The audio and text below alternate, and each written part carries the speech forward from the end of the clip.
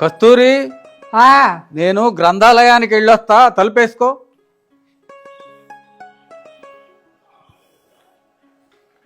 పంతొమ్మిది 1979 80 హాజరు.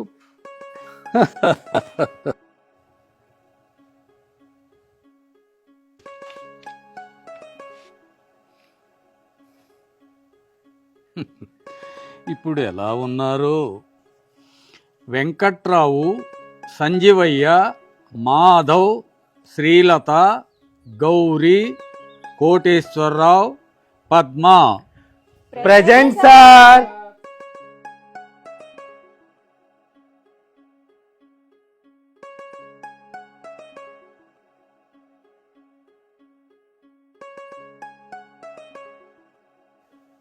ఎవరు వీళ్ళంతా?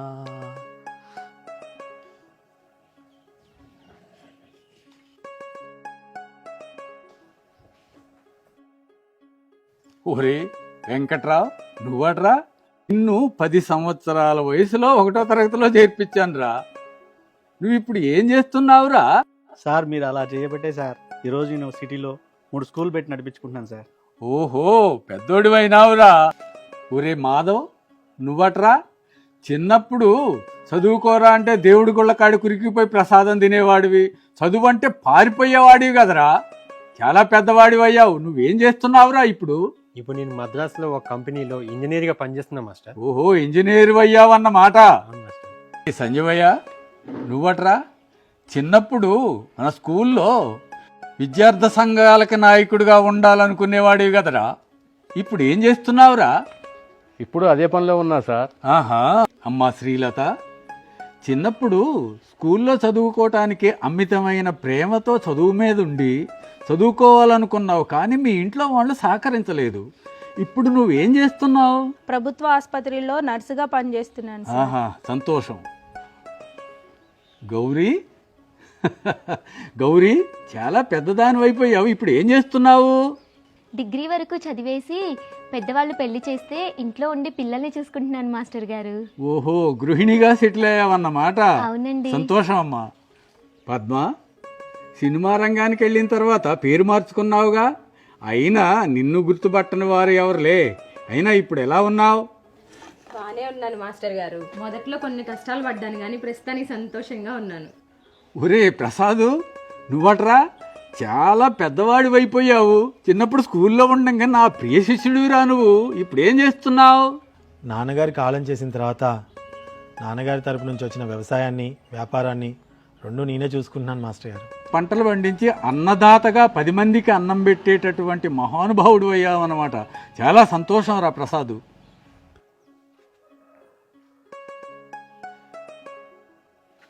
మీరంతా బాగానే ఉన్నారు. మీరంతా వచ్చారు కానీ మరి కోటేశ్వరరావేడిరా? Present sir.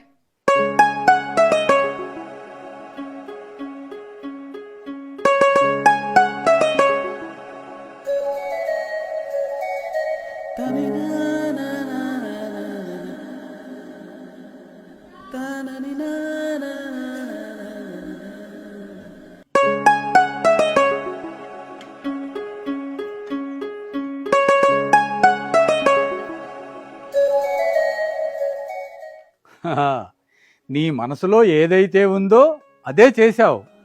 ఏంట్రా మీరంతా అలా చూస్తున్నారు? వాడు మీ స్నేహితుడేరా, మీ స్నేహితుడే. వెళ్ళండి.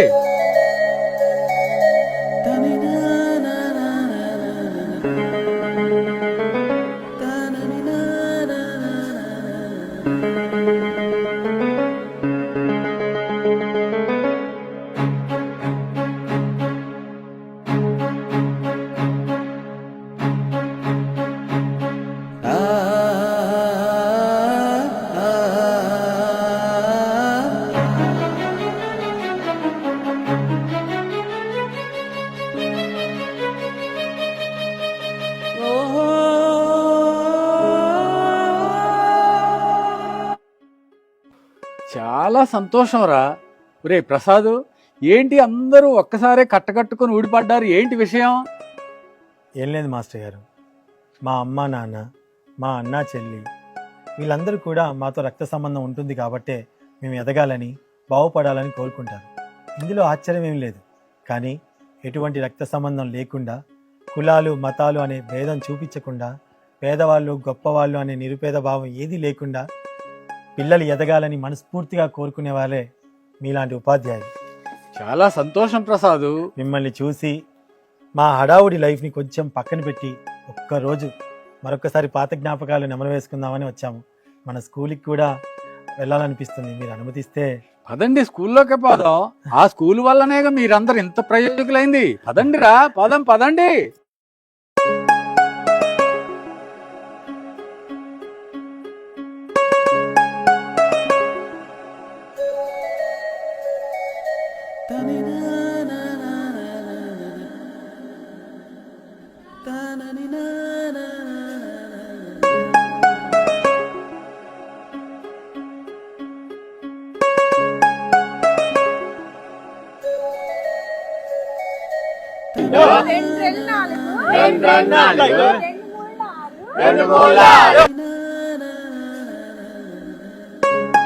ఒరే పిల్లలు, ప్రతిరోజు నెత్తికి నూనె పెట్టుకోవాలి, ఒక పండు తినాలిరా.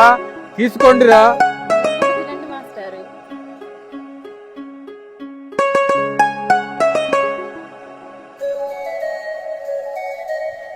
చాలా బాగా చేసావమ్మా. మేము చాలా అంతకంటే బాగా బాగా చేశాం. చేస్తాం మాస్టర్. బాగా చేస్తావా? ఆ, బెత్తం తీసుకురాపో. Okay master.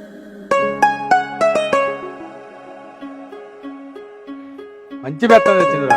ఏది చెయ్యి చాపు ఒకసారి. మాస్టర్ ఒక్కసారి చాపు. వద్దు మాస్టర్. ఒక్కసారి చాపం. చెయ్యి చాపు.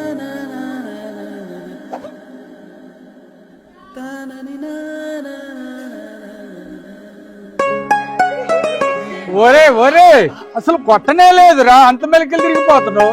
ఓ, కొట్టాలా మాస్టర్? ఆ.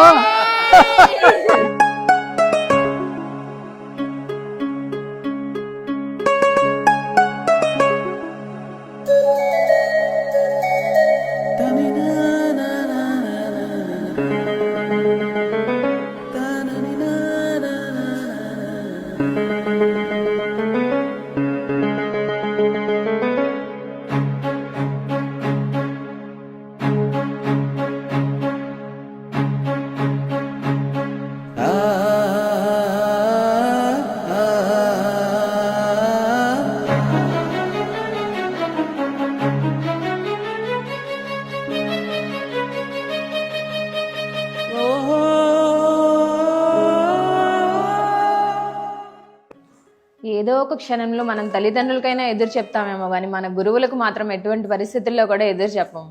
వాళ్ళది అటువంటి స్వార్థం లేని ప్రేమ.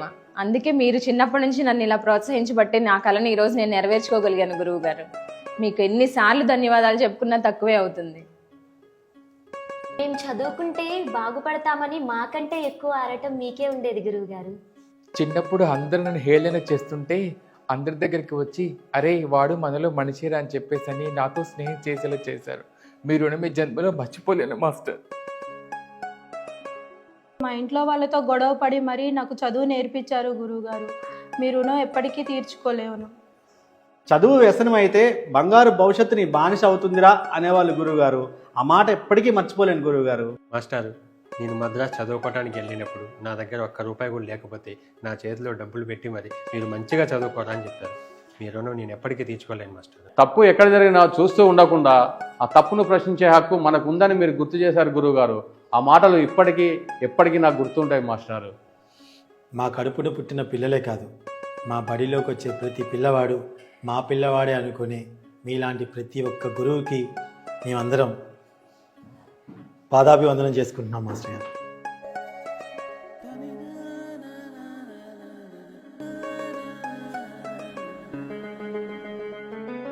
ఇంత నా మీద ప్రేమ చూపించి, పాఠశాల మీద ప్రేమ చూపించి మీరంతా నన్ను ఎంతో ఇదిగా, చాలా సంతోషంగా ఉందిరా నాకు. అమ్మా నన్ను మర్చిపోకుండా వచ్చినందుకు మీకందరికీ కూడా మనస్సు మాంజలు తెలియజేసుకుంటున్నానమ్మా. తెనాలిలో ఉన్న మా సుజాత టీచర్ గారు నా కళను గుర్తించకపోతే నాకు జీవితమే ఉండేది కాదు. ఆమెకు ఎప్పుడు రుణపడి ఉంటాను.